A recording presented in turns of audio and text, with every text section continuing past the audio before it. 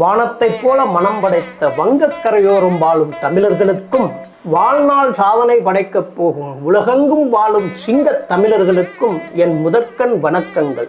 நான் உங்கள் ஜோசியர் குஞ்சப்பன். இன்னைக்கு நம்ம பார்க்க போற ராசி முதல் ராசி இல்லைங்க, 10வது ராசி. அதாங்க பாதி மீனும் பாதி மானும் போல இருக்குமே, புரியலையா? போன வாரம் நம்ம பார்த்தது ரஜினிகாந்த் மருமகனோட ராசி. இன்னைக்கு நம்ம பார்க்க போற ராசி ரஜினிகாந்தோட ராசி. அதாங்க மகரம்.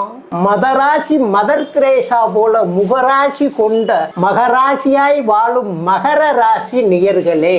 ஷாலியா கிராமத்துல வாழ்ந்த நீங்க இப்ப ஷாலி கிராமத்துல வந்து சினிமா துறையில சிக்கி படாத பாடுபடுவீங்க. மகர ராசிக்காரங்க நீங்க தகரம் போல உழைச்சாலும் சிகரந்தோட பல சிரமங்களை தாண்டி தாங்க ஆகணும். தம்பி சூர்யா நடத்துற அகரம் பவுண்டேஷன்ல சேர்ந்து நல்லா படிக்கிற பிள்ளைகளை படிக்க வைங்க.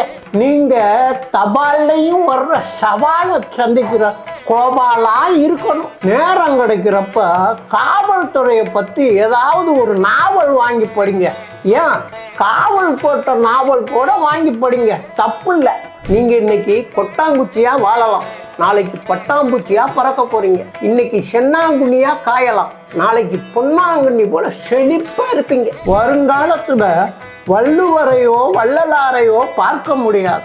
நிகழ்காலத்துல கலாம் ஐயாவோடவோ காமராஜர் ஐயாவோடவோ பழக முடியாது. ஆனா நீங்க ஒரு நாள் ஜெயிச்சு இவங்க எல்லாரையும் போல வாழ்ந்து காட்ட போறீங்க. இதெல்லாம் நடக்கணும்னா சொல் புத்தி கேட்டு வாழாதீங்க, சுய புத்தியோட வாழுங்க. உங்களுக்கு நான் சொல்லுற தத்துவம் என்னன்னா, வல்லவனுக்கு புல்லும் ஆயுதம், கதை எழுத வேணும் காகிதம். நிச்சயம் நாளைக்கு எல்லாம் மாறிடும். குழந்தைங்களை அன்பா தாளாட்டணும், குழந்தை குணம் உள்ளவங்களை பண்பா பாராட்டணும். ஆடம்பரம் என்பது ஆடும் பம்பரம், கொஞ்ச நேரத்தில் தரையில சாஞ்சிடும். தரைதான் நிரந்தரம், சேரெல்லாம் உடஞ்சிரும். என்ன நான் சொல்றது புரிஞ்சதோ இன்னும்? நன்றி, வணக்கம். அன்போடு பண்போடு பாசத்தோடு நான் உங்கள் ஜோசியர் குஞ்சப்பர்.